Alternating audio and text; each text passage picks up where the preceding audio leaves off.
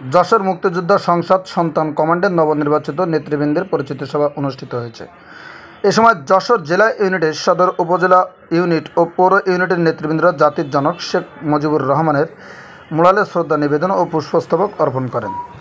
শনিবার বিকেল 4টায় শহরের বকুলতলায় বঙ্গবন্ধু শেখ মুজিবুর রহমানের মুরালে যশোর জেলা মুক্তিযোদ্ধা সন্তান কমান্ডের সভাপতি কামরুজ্জামানের সভাপতিত্বে উক্ত পরিচিতি সভা অনুষ্ঠিত হয়। পরিচিতি সভায় যশোর জেলা ইউনিটের সদর উপজেলা ইউনিট ও পৌর ইউনিটের সকল নেতৃবৃন্দ উপস্থিত ছিলেন। জেলা ইউনিটের 31, সদর উপজেলা ইউনিটের 21 সদস্য, পৌর ইউনিটের 21 সদস্য সকল নেতৃবৃন্দ নিজেদের মাঝে কুশল বিনিময় ও পরিচিতি লাভ করেন।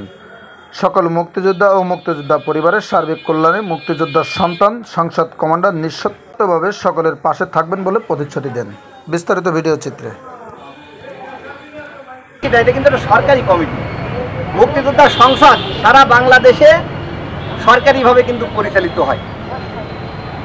দেখেন, খেয়াল করে প্রত্যেকটা জেলায় একটা জেলা কমপ্লেক্স আছে, প্রত্যেকটা উপজেলায় একটা করে উপজেলা কমপ্লেক্স আছে এবং সেটা কিন্তু সরকারিভাবে কিন্তু পরিচালিত হয়।